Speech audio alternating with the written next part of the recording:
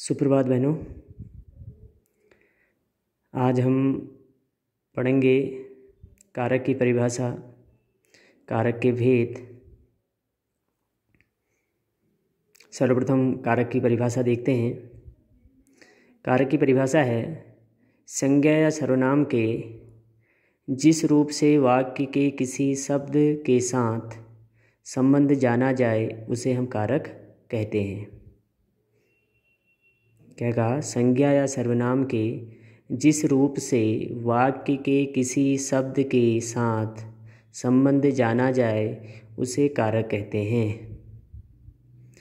कारक के हिंदी में 8 भेद होते हैं और संस्कृत में कारक के 6 भेद होते हैं, लेकिन हिंदी में कारक के 8 भेद होते हैं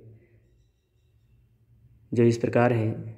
नंबर 1 कर्ता कारक, नंबर 2 कर्म कारक, नंबर 3 करण कारक, नंबर 4 संप्रदान कारक, नंबर 5 अपादान कारक, नंबर 6 संबंध कारक, नंबर 7 अधिकरण कारक और नंबर 8 संबोधन कारक।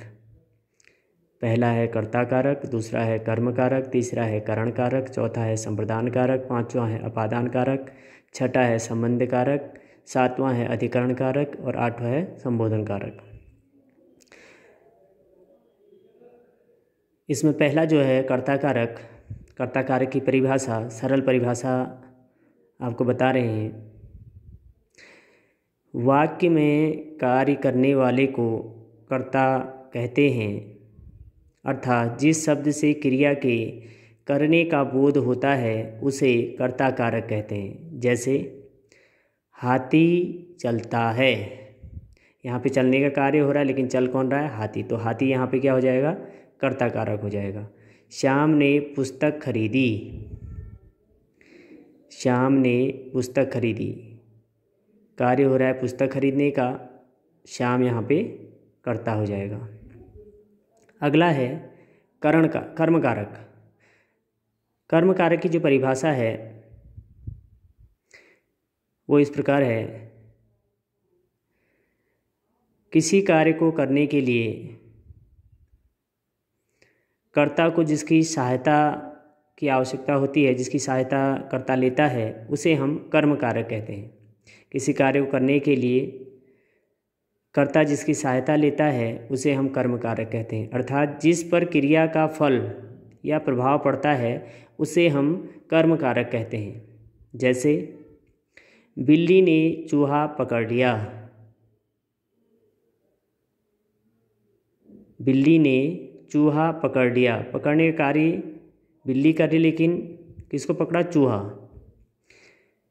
राम पुस्तक पढ़ता है, राम पुस्तक पढ़ता है, राम यहाँ पे कर्ता है और पुस्तक यहाँ पे कर्म है, पढ़ना जो है क्रिया है।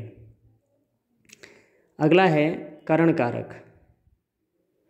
करण कारक की जो परिभाषा है वह है, करण का अर्थ है साधन अथवा माध्यम। जिस शब्द से क्रिया के साधन